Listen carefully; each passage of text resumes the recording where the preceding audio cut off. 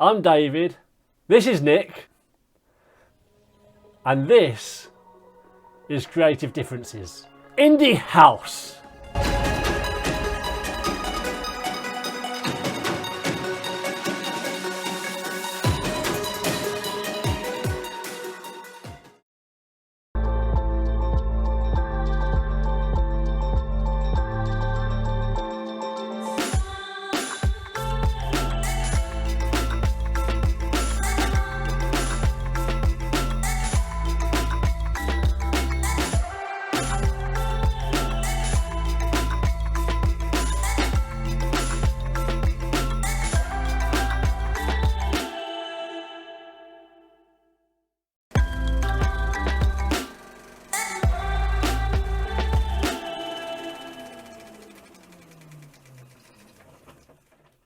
Hello, Nick. Hello, David. How are you? I'm all right, thanks. Not bad. How are you? Yeah, really good, thank you. Yeah? Yeah, really good. Despite everything, despite the way the world is now, I'm pretty good. Are you enjoying the weather? I am. Well, I not as much as I thought I would be because I've been quite busy and I was hoping to get out in it, but Okay. I'm sure that'll happen soon. Nice over the weekend. Maybe. Nice to be busy, though, isn't it? Really, and I feel really lucky to be busy as well because I have been pretty much, apart from the first couple of months when it all fell apart. Oh, what? I've actually been pretty busy throughout, so Right. really lucky. Okay, so what, the first lockdown was a bit iffy, but then you sort of got things moving properly. First lockdown, most of my work I'm never booked very far ahead. Maybe if I've got a month of work ahead, I feel like, wow, I've got loads of work ahead. Okay. So that's standard for me. But ironically, in March, I had like 6-8 months of all different jobs, people wanting stuff done ahead, and I was like, I can't believe this. And then literally in March, it was like, probably like most people, especially in the freelance world, there was just like a day, phone call after email after phone call. Oh, wow. And, no, it's not going to happen now. And it literally disappeared. Everything disappeared. But I was just really lucky. It picked up quite quick after that. Even people started doing virtual events. Right, okay. And I had to I did a job for Abu Dhabi where I was interviewing people exactly like this over Zoom. And then we made it very much part of the creative, that the idea is that it's really, and it did work really well because you really felt like a lot of the people we were interviewing were very important people. And it felt like you had a little insight into their home. Okay, and yeah. Now I kind of feel like we're all over that a little bit, but at the time it was like, oh wow, this is great. Exciting. We're sort of really seeing more people. It's like Star Trek. Chatting to people. Viewer on. A bit of a crap Star Trek, but maybe Star Trek, yeah. Star Trek Voyager. Boom. So what was that all? That was corporate work, was it? That was all corporate work, yeah. Yeah, Cool. I mean, the vast majority of my work is corporate work. Okay. And how? Or corporate, commercial, brand films, that kind of stuff. So, oh, nice. So when you say like that was corporate, was that sort of like business to business sort of stuff, or was it like arranging for commercial? That was just a thing. It was for the New York University in Abu Dhabi, and it was their graduation ceremony. Which and so I mean, it does, not that I mind where it goes, but it does sort of go out globally because they have people, literally students from all over the world, who are tuning in, and you know that it was something for them to celebrate, really. Okay, so they graduated over Zoom in their own home, sort of thing, or their actual graduation ceremony, was done over Zoom, which is kind of random. So how did they got their certificates and stuff in the post? Because you have your photograph and your scroll and. More importantly, what I want to know, did they throw their hat in the air at home? I know, and just clobber the ceiling. And, you need to find it all over the world probably got damaged. Smash the lights come crashing down. The hat goes up, the lights come down. Right, so obviously, in case anyone hasn't guessed yet, you're a filmmaker. Yes. I just want to quickly talk about your feature film Solo. Which is available on the Amazons if anyone wants to watch it. It's not the Star Wars one. Let's make that clear. that would be a brilliant. I'm talking to the maker of the Star Wars film. We talked about crap Star Trek. It would be a really, really crap Star Wars. hey, it was a good film. It was a really good film. Do you want to just sort of explain what it's about? Because I don't want to give anything away. It's about a guy who's a busker, lives in London. His dad, who's a bit of a toe rag, dies and leaves him a house in Spain. And his dad has also left him with a bit of debt. So he goes out to Spain to get this house. And the idea is that he's going to sell it and come back and sort out his debts at home. The house is in a real state. So it's obviously a lot more complicated than that. But whilst he's over there, he falls in love with a local girl, falls in love with the whole village community. And when you start the film as a busker, he's a real loner. And basically throughout the film, he understands the value of community. And it sort of ends with this lovely big scene where he's sort of embraced by the community. So it's a real sort of feel good. It really is. Summer film. So the music in it, because obviously he's a I don't know, is it a trumpeter or a trumpeteer or a trumpet player? I don't know what the term is. He plays a trumpet. Yeah. He plays a trumpet. The music, it's a really catchy tune. I've got to say that first of all, and then at the when you've got other people playing it, it's just really, really nice. And I did sort of well up a little bit at the end there. I got emotionally involved. No, thank you. I mean, quite a few people have said that. We sort of finished the festival circuit with it about 6 months ago, and I mean, it's definitely got its flaws, and it was a real low budget film. But one thing that was really nice, there were quite a few people actually who it just got to emotionally, which is and you can't ask for more than that, really. No, absolutely. I mean, if it affects someone, if someone goes to watch a film or a play, and they enjoy it and they come out saying that's really nice, well done, that's nice.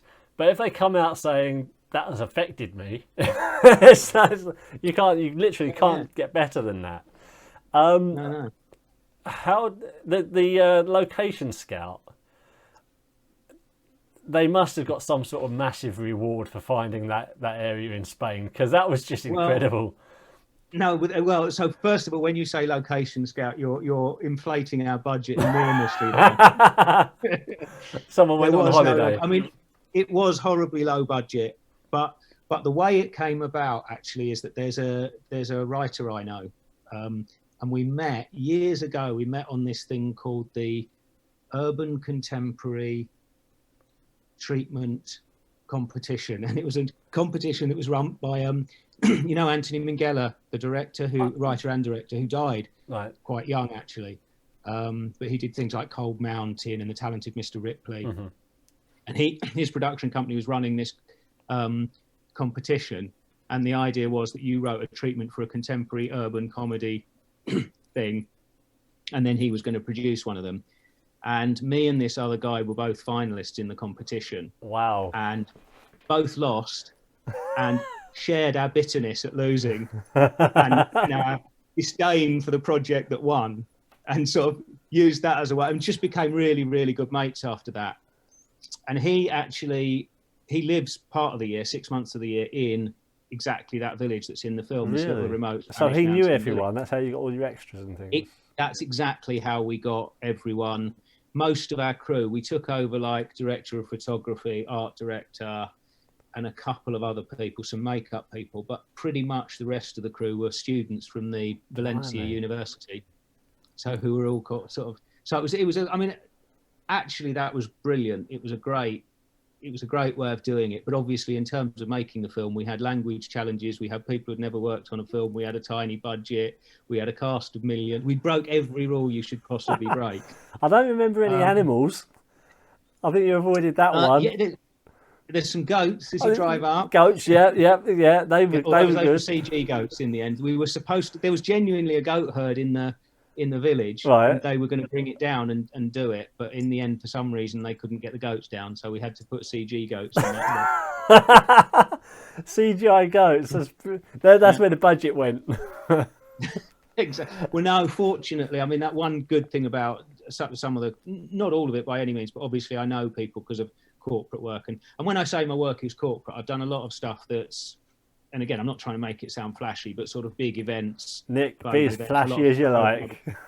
But that means that I've done, and some of the commercials and stuff I've done means that we've done a lot of CG stuff. So I've worked with guys who do a lot of CG, so they just did it for free, which was brilliant. That's awesome. And there were there's a few bits, not quite a few, but there's a few bits of hidden CG in there, like the final drone shot as we rise up. We did have a big crowd because half the village came out for us. Wow. But half the village in that square wasn't as many as we needed for that shot. Right. So they replicated the people for us so that we had more people. Okay, what, like they did in Forrest Gump, where they filled the stadium, that sort of thing. Yeah, exactly. I mean, similar principle, but yeah. Nice. Yeah. Oh, man, the secrets of filmmaking. I know, right? I think it was a brilliant film. I really do. As I say, it's funnily enough. Last night I literally watched, just out of curiosity. There's a new film called Made in Italy, okay, with Liam Neeson and his son in it. Right. And it's about this father and son who reunite because they go over to this house in Italy that's falling apart, and they have to do up the house and stuff. And whilst especially like the first 20 minutes of it, there's so many sort of tonally and everything, it feels so similar to our film, and there's even little sort of things like a hole in the roof, and it was really funny. It was a really lovely film to watch. The visuals were beautiful, and as I say, the location was just stunning. I really enjoyed it. I watched it the night before last, and it was really good. I'm going to review it on the other show that I'm doing on here. Right, much review about nothing coming soon.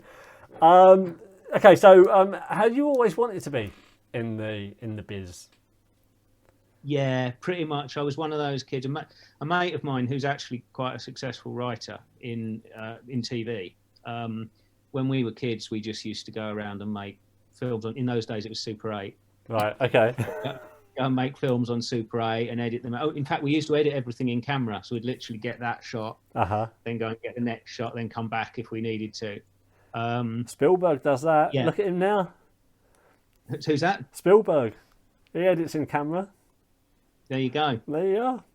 There's nothing wrong with that. So are you still in touch with him? No. Oh, with who? With the guy? Yeah, not Spielberg. The guy I was going to say, used to, the writer. Yeah. We're still mates. Haven't managed to work together, which is a shame. You should get your Super 8 out, dust it off, blow the dust off, and go around doing your films. So how did you get that? That's how you got started. Is it just going around doing little fun films?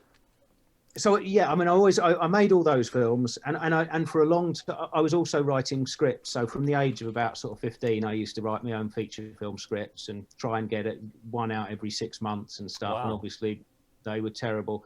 And I had a few little things that were the very first screenplay I wrote. I sent to a guy called Brian Clemens, who was a very famous TV writer, like in the 50s, 60s.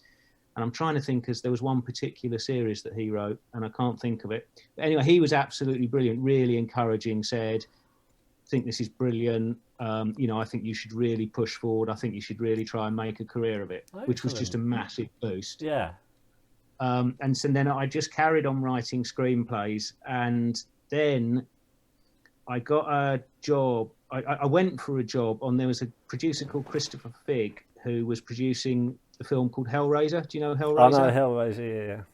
Right, he was producing Hellraiser. It was his first movie with the author Clive Barker, Clive Barker was a debut director. Anyway, I just went to him because I wanted to be a runner. I was like 16 years old, just wanted to get into film. Mm-hmm. And I went to meet him, and as part of my, I really love films, will you employ me? I showed him some of the screenplays that I'd written. And he came back to me and he said, do you know what, I've got this idea that is all about Freemasons, and I want someone to turn it into a screenplay. Would you do it for me? Wow. So I was like, exactly. I was like, oh, well, okay. You were 16? No. At this stage, I was 20. Okay. I was 20, and I wrote that script. At the time, I was working in commercials as an assistant film editor. Right. And I wrote this screenplay for him, and he really loved it. And he very, very nearly got it made. Oh. He kept constantly got it, even to the extent that I've had so many of these throughout my life, career. But he phoned me up one day from America and said, "Look, I obviously I don't have to ask you, but are you happy for me to get someone to rewrite the dialogue just to Americanize it because it sounds quite anglicized? Because I think we're going to get this made. And I was like, Wow. And then he said to me, he had another script which was, you know, the Manchester United team it was the Munich air disaster in 1958. Okay. Probably the best. Everybody says they're probably the best football team ever. Right. We're on a plane. The plane took off, crashed. Right. 8 of the members of the team died. Wow. Some of them were in hospital. The manager, Matt Busby, at the time was in hospital for a long, long time. And then they rebuilt the team afterwards and went on to win the European Cup in 1968. Okay. So it's a big story. Anyway, he had a script that was written by a journalist that was on the plane when it crashed. Wow. And had survived the crash. And it was actually a really good script, but what he was absolutely right about is that this guy wrote that script in sort of late 60s, 70s, and it was just very dated. Right. So he said, I don't suppose you fancy doing a rewrite of this. And, to update it, to make it. He told me at the time that at one stage Sean Connery was attached to it. Wow. But what happened is that Sean Connery turned round and said he suddenly, because Matt Busby was Sean Connery's hero, and so he just kind of got cold feet and said, actually, do you know what, I don't know if I can play my hero. That would be like me playing Spielberg in a film and I can't act.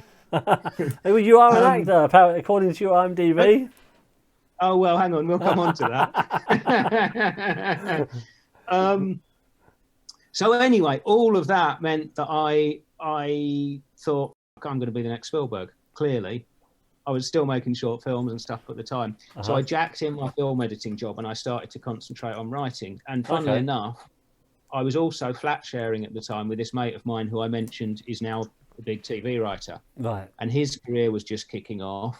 And I thought, okay, so this is it. My writing career is going to kick off. And so I jacked in my work, kind of did all sorts of terrible odd jobs for a while, but constantly writing. So, I'd like get up really early, do a job in the morning, write all day.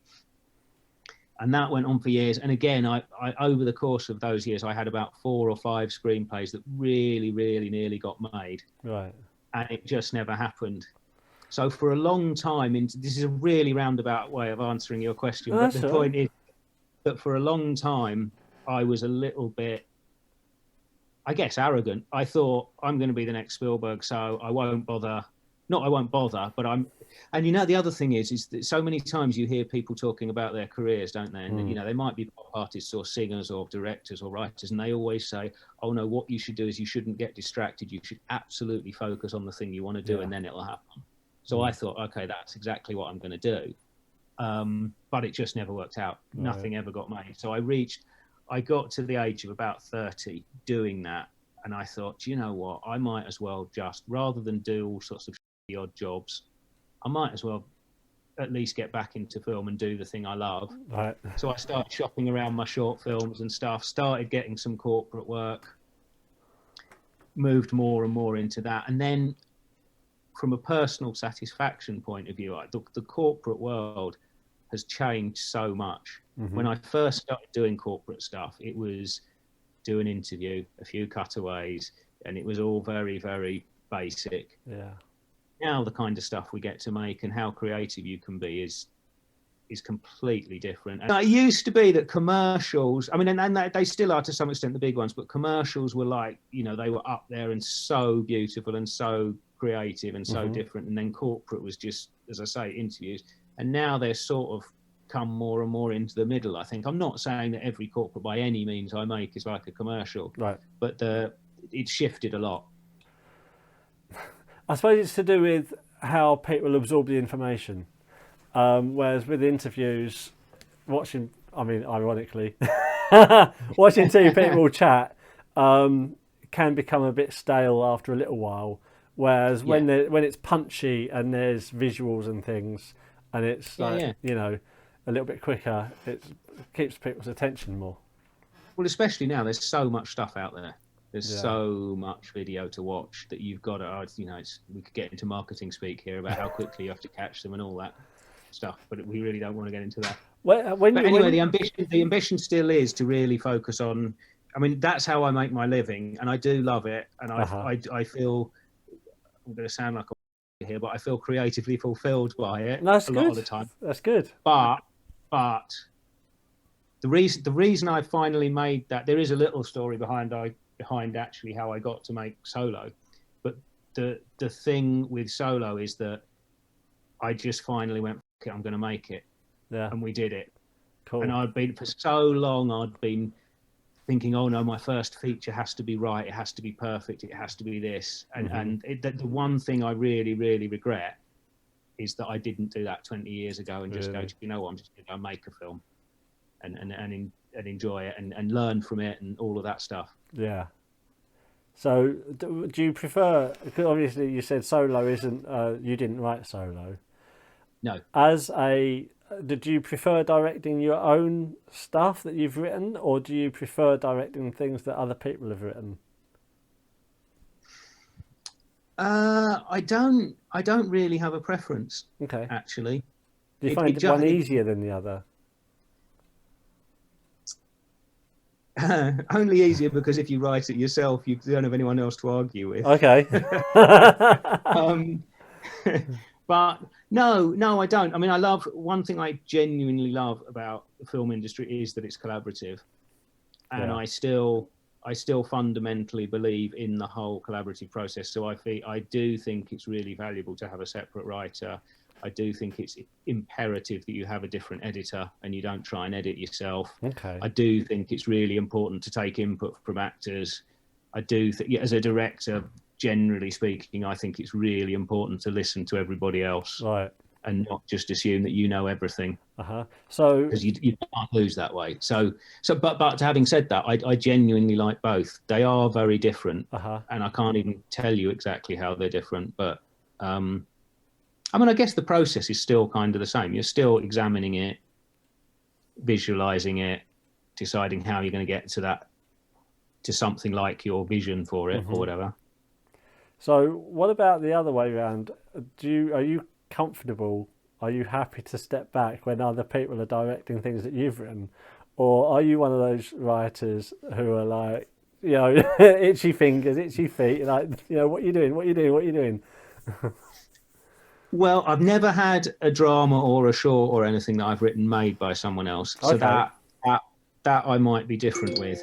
I have had stuff like corporates, where I've written or come up with where I've come up with the idea and I've written the script and then they go and make it. And again, I mean, I'm sorry, it's not a very definitive answer, but it works every way, because sometimes, yes, you're really annoyed and it's disappointing and you think that didn't work. Sometimes they make it and you go, God, that's so much better than I would have made it. You did some really things, you brought something to it that I didn't even know was there. Yeah. And do you know what? I mean, there's something lovely as well. I absolutely love my job, and I love being a director, and I love being the one who's in charge as much as, you know, I want to sound like it's... Don't tell the producer. Yeah, exactly. But it's also sometimes lovely to just have that responsibility taken away from you and go, there's the script, and watch them do something with it. And if it is going wrong, go, oh, that must be difficult. Well, I wrote, one of the plays I wrote involves, there's a scene where someone's asleep on the couch and someone else is in another bedroom, and you got this character speaking to the person in the bedroom, not acknowledging the person on the couch. And I let someone else direct this. It was for a new writers theatre promotion thing. So I let someone else direct it, and when I watched them doing it, the person was talking to the person on the couch. And I was like, no, you don't know they're there. Right. Oh, no, man. That's kind of fundamental, though, isn't it? Yeah, That's not it just is. A small... It's in the script as well. This person does not know this person is there. And it just... So, I mean, I understand when you're writing, you've got to take a step back. But I think sometimes you've got to be able to voice concern. And my issue is I find it difficult to step back. If I've got to let someone else direct something that I've written, I've got to not be in the room because otherwise I'm going to start getting, unless I'm in it. Of course, there's an element of that. But having said that, I would also say that I would like to think anyway, and I know that I do. I'll nearly always, definitely on a drama or something, I'll nearly always consult the writer. Right. Because it seems to me absolutely crazy and maybe this is because I write as well, but it seems to me absolutely crazy to have someone craft a script and then as a director not pick their brains about every single aspect of that script. Because apart from anything else, they know that world better than you do, without a shadow of a doubt. Yeah, certainly by the beginning. Maybe not by the end of the film, but definitely by the beginning. And also, they might, if you start picking at it and asking them stuff and talking about stuff's going to come out of that. Absolutely. So little nuances. I think that's nuts. I think that's absolutely, which goes back to what I'm saying about actors or editors or cinematographers or anybody to not. If you've got the right people on the job and they're all great at their job, why the hell wouldn't you ask them or discuss with them? Because the beauty of being a director is you can always say, no, it doesn't work for me. Yeah. Why miss the opportunity of getting their expertise and their knowledge? It's crazy because it can be the runner. Yeah. The runner can come up to you. I have had it on films where the runner's sort of walked up to you and gone, either something like, would he do that? Or didn't in the last scene? Or wouldn't it be great if, and you're like, yeah, that's a great idea. And we're all there to make the film. So exactly, and the thing is, runners are usually, like you say they're usually there because it's a stepping stone. So they already sort of know their way around telling a story. So I know runners are massively undercredited and undervalued, really, because they are the oil that greases the cogs of the filmmaking machine. Oh God, yeah. And without them, the industry would grind to a halt. It just would. And so, if a runner comes up and has a suggestion, it's worth listening to them. I like to create that environment as well. I like the fact. I mean, it does have to be, and you have to be careful with it because I have been in situations as well where when you create that really collaborative environment, then you start. What you can't have is you suddenly get the cinematographer saying to the actor, "Oh, I didn't believe that," or something. No, yeah, it has to come through one person. Because I'm sure you know this better than me. I'm sure as an actor, you don't want 15 different people directing you. No, and they've all got their own opinion. That's exactly the thing. It's like the director has the final word, really, and as far as an actor is concerned, it's literally discussing the thing. The actor and the director are creating this thing together. Everyone else, they can have opinions, but at the end of the day, the actor and the director know what they're doing. The actor's creating the character, they're portraying the character. And for me personally, I like the director who is a guide rather than a dictator. So it lets the actor do what they do, and then we'll just sort of nudge them one way or pull them. Say you're going too far with that, too extreme with that. Bring it back a little bit. Whereas when you've got loads of people saying, "I think you should do this," I think it just muddies the water, and you don't know what you're doing, and you end up giving a terrible performance because you don't know who to listen to. And that I don't believe that everything I've said. I don't believe that people should just be piping up on set. I think you need to create a culture where they come up. They might say it to me privately or quietly, and then because I see a director's job as it's a bit of a cliche, but I do see it as navigating the ship. Yeah. And if you have other people come up and give you little ideas, you either take them on or you don't. And if I don't take it on, then you have to accept that because you're absolutely right. And especially with the actors, I know maybe it's the DP as well, you have this vision and you need to make sure that everything adheres to that vision. Yeah. But all I'm saying is that I think it's really crazy. And this goes back to, because we were talking about writers, I think it's really crazy not to take advantage of all those experts who may say something valuable. At least listen to it. Exactly. You've got nothing to lose just by listening. And the thing is, with the chain of command, it's like if you imagine a spider graph, the director's in the middle and all the legs coming off it. You got the DP, you got the actor, everyone else, so they all communicate with the director, and the director has the final word. It's simple, really. What do you know now that you wish you knew when you were starting? Ooh. Can be many things. It could be one. Yeah, well, many things, pretty much everything. No, funnily enough, I guess the biggest thing goes back to sort of what I just said, is that I wish I'd understood more, or believed more, or just gone out and just made more drama, made my first drama, not wanted everything to be perfect, because apart from anything else, it never will be perfect. There's all sorts of directors out there. I'm sure they don't think their film, I'm sure Orson Welles didn't think The Citizen Kane was actually perfect. Right. Or, so, and just to not worry about that, and to accept that you can get it right.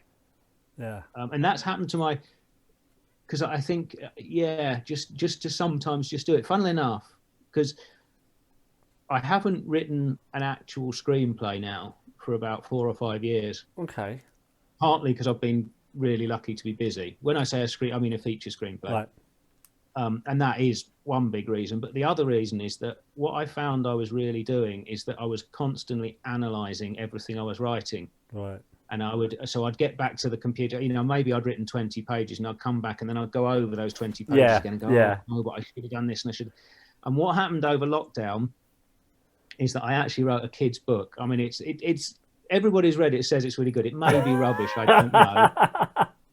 But I did send it to somebody, these people who professionally analyse, an editor who professionally analyse a document, and got really good feedback. They didn't say it was perfect by any means, but it got really good feedback. And the reason I'm saying that is that when I wrote that, I literally said to myself, because this was literally that first 2 months of lockdown. Right. And at the end of the day, I gave myself a 2-hour slot every single day. Mm-hmm. And I just said, I'm going to sit down and write. And I swear to God, when I sat down at the computer on the first day, I didn't have a clue what I was going to write. Right. I had literally no idea. Okay. And every single day for about the first 5 days, it only took me about 15 days to write.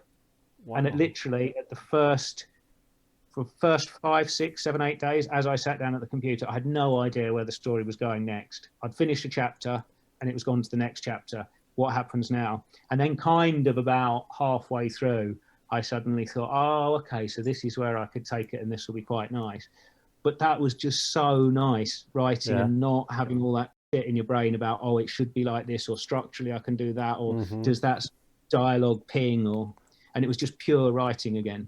And that's what even in terms of making films, sometimes I think it's like those Super 8 days. Yeah. We just used to go out and make it up and crack on. And I think it's too easy to get it all complicated now. So is that how you write then? Do you just sort of sit there and say, I haven't written for a while, I need to do a short film, or I need to do this? Or do you wait until inspiration hits and then say... No, I don't wait until inspiration hits. No. Because I believe that you can... I know that creativity often comes to you in the shower and stuff. But I think if you, and this is just personal, it might be different for other people, but for me, that's an easy way to procrastinate. That's an easy way. And I do have, and this admittedly has come through like the corporate work and the commercial work and the brand work and stuff, is that discipline and almost that putting yourself in the right frame of mind to be creative or to write or to do it. Okay. I suppose if you do it enough, it just becomes second nature. It's just that first, when you're first starting out, that's when you have to sort of force yourself to sit down and... It's like going to the gym, isn't it? It's so easy to convince yourself not to go to the gym. Yeah. Even when you start enjoing the gym, it's like, but today I'm not going to have time, or I'm not going to do it. And how often have you... On leg day. But how often have you been to the gym and you get there? Or maybe you don't, I don't know. But I've certainly been to the gym where you kind of get there and you think, I'm really not feeling this today. and then actually by the time you finished, you think, that was a great workout. I really enjoyed that.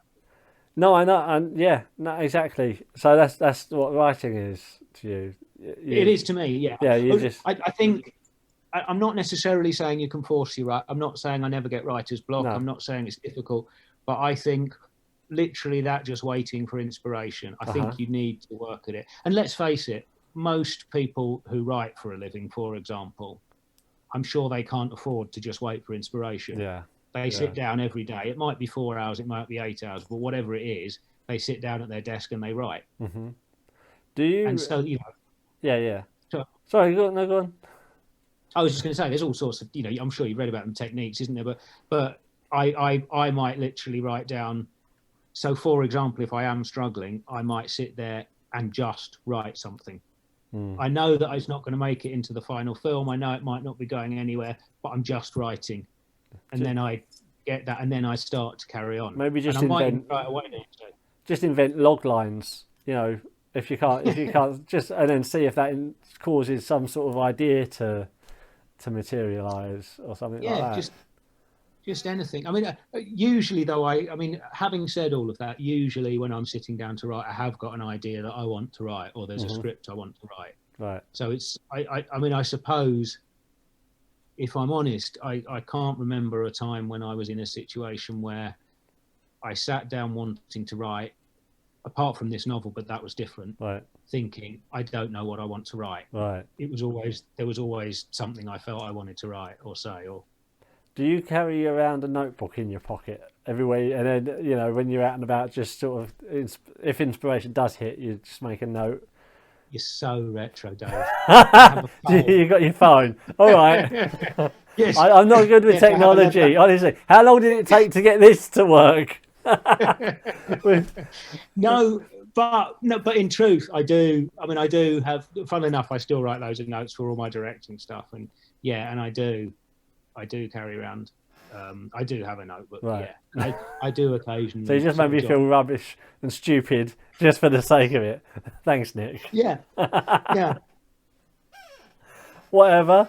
So how often do you when you make the notes, do you, it's probably a stupid question, but do you actually consult the notebook very much, or do you find that by the time you sit down to write, you've already got something else that you want to do? And when you're writing, do you ever find that you get other ideas for other projects? So you've got like 2 or 3 things going, and you're trying to concentrate on this thing, you're trying to concentrate on a romantic comedy, and you've got this big action horror film in your head, and you what do you do then? Yeah, I mean, I guess that's everybody who does any kind of writing. I mean, you're talking from personal experience, aren't you? I am. Yeah, I guess that's where mashups come from, isn't it? But yeah. So of course I do get that, and that's part of what I was saying though about it's so easy if you're not. It's so easy to get really distracted by stuff and go back and rethink it, and I think for me, and again, obviously this is entirely personal, but I think for me a lot of that comes that actually possibly the thing that I'm writing I'm not properly invested in. Right. Because usually when I want to write something, I really want to write it, and I'm really excited by it. And to go back to your point about the notes, I quite often I think merely the fact that you've written it down makes me remember it. Right. Which is why I write it down, actually. Cool. But having said that, we've all gone back through our notes. I'm sure you've done it before, and you go back through your notes and think, I didn't do that. Yeah. That was great. Or what's that about? Yeah, I came up with a comedy sketch. I carry my notebook was mainly for comedy sketches, and I had a Batman and Robin note. I was just like, that makes no sense. I know, because when I'm writing, and I don't consider myself a writer, I used to call myself an actor and a writer, but now I think of myself as an actor who writes. What I tend to do is I'll write the first draft freehand, and then the second draft is typing up, and I'll edit as I go. But then when I get writer's block with that, rather than doing nothing, that's when one of the other ideas that's been milling about in my head while I was writing that one, I'll start working on that one. So sometimes I can have like 3 scripts on the go at once. No, but that's partly what I was saying about sometimes just write anything. So sometimes I might, if I've got writer's block and I'm sitting down and I want to write, I'll either write, I'll write a random scene. I might even try and write the next scene, and I know it's shit, but I'm still going to write it. Yeah. Because then it adapts. But also exactly what you said. Sometimes I'll think, okay, well I can't. This idea isn't working for me right now, so I will do it. Which is where that's the only where and we're getting into all how to be creative and stuff now. But my personal belief is that no, but take yourself away from it for a while, right? Because so often, I really believe in the subconscious working on stuff. Yeah, incubating, I call it. Yeah. Just let it incubate, but don't panic about it. That's the difficult thing. Don't panic. And again, though, there's lots of things that I've often been dismissive of the corporate and commercial work that I've done, but actually I've learned so much doing them. And one of the things I'm really learned is don't panic. Right. Okay. Because I've had so much, like for example, when I'm pitching for a commercial or something now, I know that it doesn't matter how long you give me to do that pitch, I won't actually get round to doing it till the night before or the day before or whatever. Yeah. And if I do, then that is going to be better than if I write it really early in the week. And I might do stuff on it and put it away. I might be thinking about it, but that's just the way it is for me. The thing is, if you write it too early and then you come back to it later on, other ideas will have entered your head, and better ideas, or you'll look at it and say that doesn't work, and you've wasted all that time that you spent on it instead of just letting things happen naturally and working on it, as you say, the night before and then when you go in to do it, it's fresh. And that doesn't mean that I haven't been thinking about it. No, absolutely. I know. And when I say not do it, I quite possibly will have sat down, or I'll have read the picture, the brief again, and I'll have thought, and I've watched a couple of things, and I'll have thought about it. Yeah. But it's literally just the writing of it. Yeah. No, I understand. So what inspires the stuff that you write? When you I know, obviously it must, when you're, even if you're writing every day just to get something done, there must be something that sort of inspired that. Do you have a certain genre that is your sort of go-to genre, or a certain sort of character or situation, or what? No, I mean, I guess there must. That's something to sort of. I've never really looked into. I'm sure if I looked back at everything I'd written, there probably is some theme or some thing that I'm trying to work out. Some deep-seated childhood trauma or something. But they're all Super 8 films. Exactly. No, funnily enough, and one thing that's always pissed me off a little bit when people are talking about writers especially, but also directors, is that there's this absolute obsession with the craft. And don't get me wrong, there's nothing wrong with the craft, but and this thing that writers need to have a voice. Okay. And quite often, don't get me wrong, I understand the concept of that, but I think that very, very often people misinterpret that, and what they do then is they allow that to make them pigeonhole writers or directors into certain kinds of work. Right. And if I look at some of my favourite directors in particular, I'll talk about directors rather than writers. So growing up, there was Ridley Scott, Steven Spielberg. I loved the work of Alan Parker. David Fincher's my favourite contemporary director. They make such eclectic films. There may be, yes, there's certain technique that they use, and there's certain ways that they might tell a story, and you can probably identify themes. But if you took any one of those, Fight Club is nothing like Social Network. Right. Nothing like it. Yeah. And what did I watch the other night? It was about the guy who wrote Citizen Kane. The black and white David Fincher film anyway. It's on Netflix. Yep. Mank. Oh, Mank, yes. I want to see that, yeah. I loved it. I mean, it's quite slow and a little bit drawn out, but that's part of my point. Right. You look at how sort of frenetic and disconnected, in a beautiful way, Seven is. Right. Compare that to Mank. You could genuinely mistake it for being two different filmmakers. Okay. So does David Fincher have a voice? I don't know. Does he make brilliant films? Absolutely. Right. That was very David Brent there. Just so you know, I'm just throwing it out there.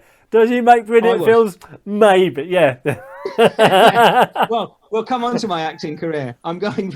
I was impressed. I thought I was in the room with David Brent. Yeah. But no, I mean, like Spielberg, you know, you just mentioned him a few times. Jaws and Jurassic Park versus Schindler's List. 100%. You know? Totally different. And I know he's matured, but even so, they're just totally different films. Or Alan Parker, mate, again, most of your audience probably too young for this, but Alan Parker made Midnight Express, which is a really, really harrowing film about a guy being incarcerated in Turkish prison. Right. And he made Bugsy Malone, which is a musical starring a load of kids about prohibition. And the ice cream guns. It couldn't be two different films, but they're both brilliant. Yeah. Tell me what the voice is in that. Yeah. I mean, maybe it's something to do with message or something. I don't know. But no, I understand what you're saying.